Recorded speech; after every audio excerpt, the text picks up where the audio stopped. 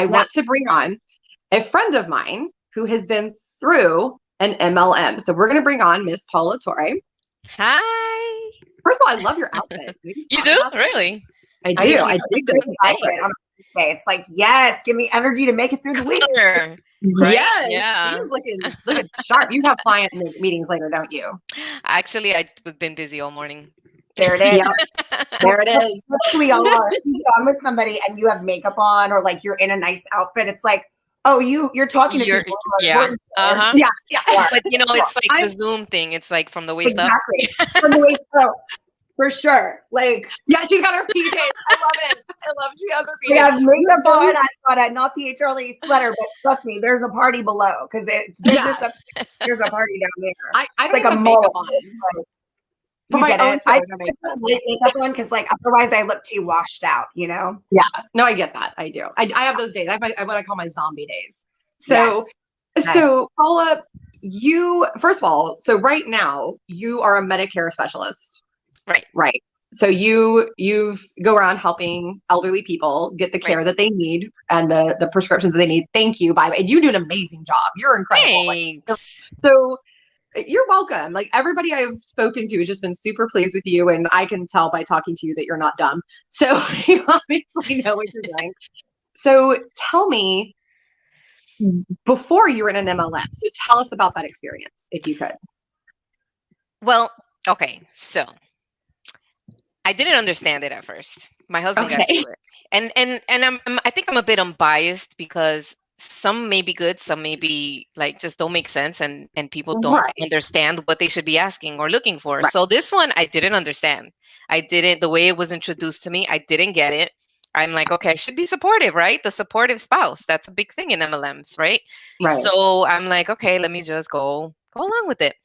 I started to understand it. I'm a person, I want to ask you a question. Wait, what? So I don't have a lot. I've never sold anything. Like I've never done the product, or I've never done it, but I have tons of friends who do it. So when you just said something that I don't know, and I want you to expand if you don't mind. What are you saying when you say the supportive spouse thing is a thing for MLMs? Tell me about that. Because you don't want to be the person that's like, okay, so when you're by yourself, let's just say, right? One of the things that you'll be told, and I think it's many companies that'll do that, is like, let me go home and speak to my wife about this, or let me go home and speak to my husband about this. And then it's like, started in that. Your husband, John. I remember one of the responses that we were told we should be saying is like, or it's something like, well, I mean, do you need to pay, I forgot how it went. It was more or less kind of like saying, do you have to ask your husband about everything? Like kind of like, yeah. So it was like, you're or how about spouses that you were told to shame spouses. So that's that's like a traditional sales tactic though. Like, because you have the perfect excuse. And so you're trained in every kind of sales. So I know this from leasing apartments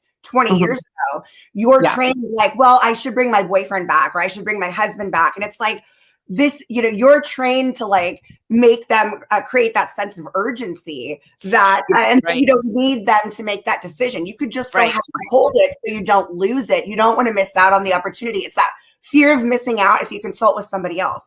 So and then it's like, and then it's like, if you're not for it, then it's more like you become sort of like that spouse that's not supporting, the idea or the goal. Too, and they talk about that. They mention it, yeah, it's come up. They do.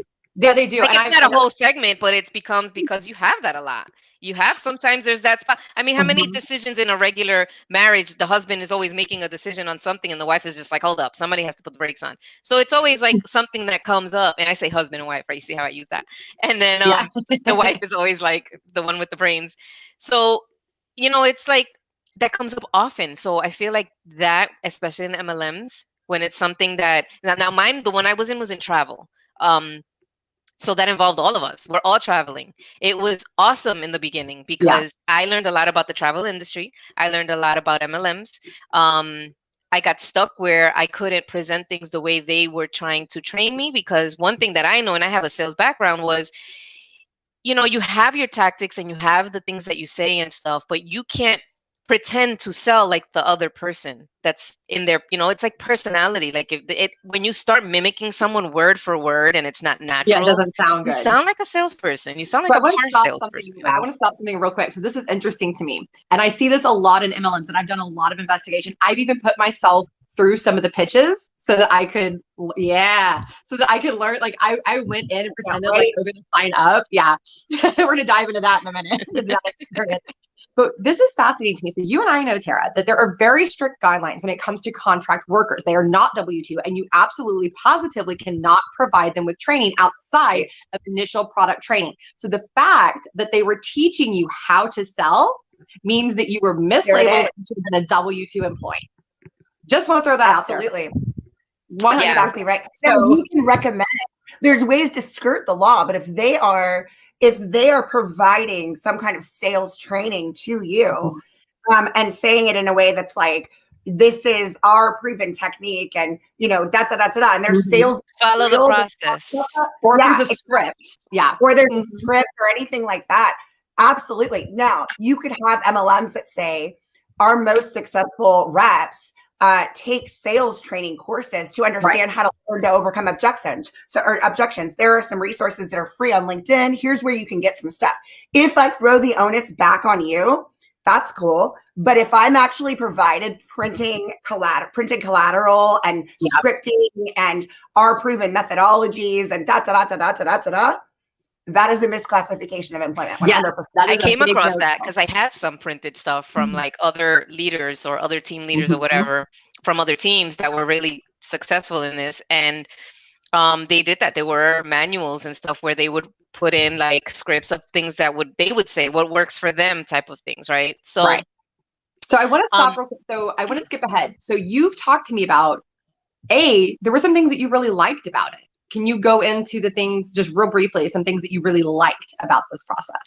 What I liked about it was that I got to travel at like a discounted rate, like wholesale travel. So now I see travel agents and stuff and I see their pricing and I'm like, I paid way less for that. So now I have to kind of come out of like, that was not what I'm going to come across ever again, because this was the wholesale travel thing, however they set it up. And it mimicked American Express Platinum Card, by the way. And mimicked exactly how I went to work for American Express, and that's how I know. When I went to work, then I'm just like, I've seen this before. I've seen that before. I was like, wait, I was part of this before. So I like that I was able to travel at a discounted rate. I was able to understand that. After that, we were not the big hitters in the company. We tried to build teams and stuff. We built it once or twice to a couple of maybe double digits, and then they dropped again because everyone flocked to the next MLM. So I want to real quick, because I want to hit some real quick things before it's time to move on to our next guest. So you and John have built successful businesses on your own. You and your husband have built successful businesses on your own. So it's not like you don't know how to build business or build a book of business. I mean, I'm watching you do it all the time across the Treasure Coast.